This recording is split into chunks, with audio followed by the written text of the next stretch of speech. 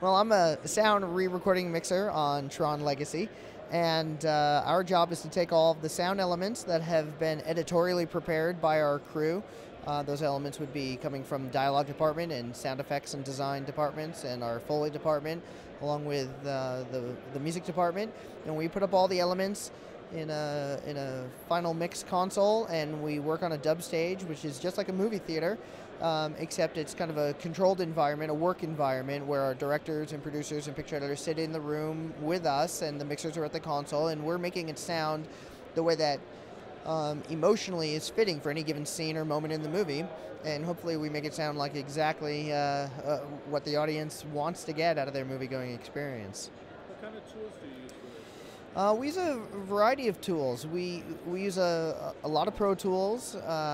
We have a variety of control surfaces that we'll use. Some of them are from Avid. Some of them are Icon style control surfaces. Other are traditional standalone consoles from a variety of different manufacturers. In addition to outboard processing on the traditional side of things, or we'll use a variety of plugins when we're working in the box, so to speak. Well, we know sound is much more important than video because on the airplane you get to watch the movie for free, but you have to buy the headphones Right. in order to hear it. Right. Why? What is it about the audio that really makes the film? Well, I want to believe that you can get the best bang for your buck with sound. When it comes down to it, we're all working with schedules and budgets specifically, and I believe that you can get the most for your dollar spent with a really good sound mix. Of course, you have to have good elements to make that mix, so we rely heavily upon our sound editorial crews and our sound designers to come up with some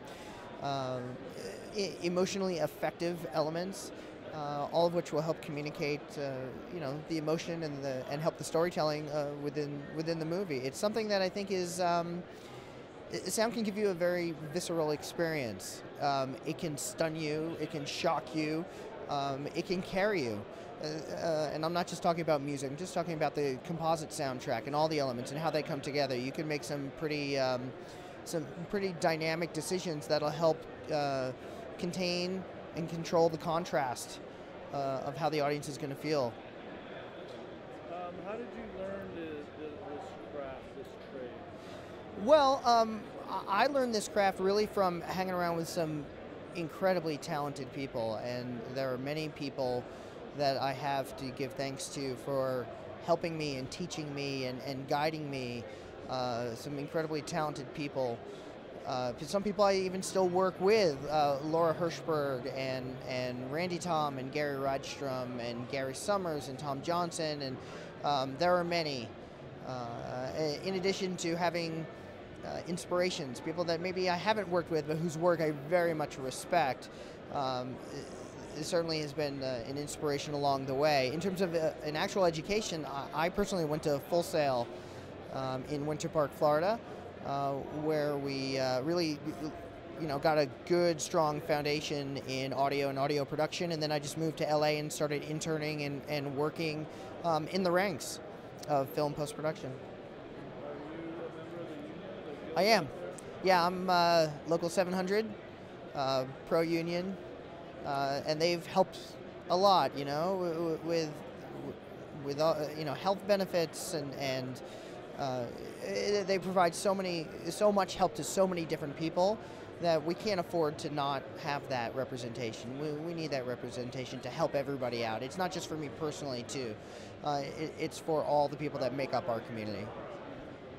So what's next? What's next? I got a couple of projects that are coming up. I'm going to help out a little bit on the next Pixar movie, Cars 2, just doing some pre-dubs. And generally speaking, 2011 will be a little bit of a quiet year for me, although 2010 was a very busy year, Tron being one of those projects. But I also did How to Train Your Dragon last year and Inception, and it was very busy. But, it's good. Anything seen at NAB that strikes your fancy? Well, I'm a believer in 7.1 surround sound.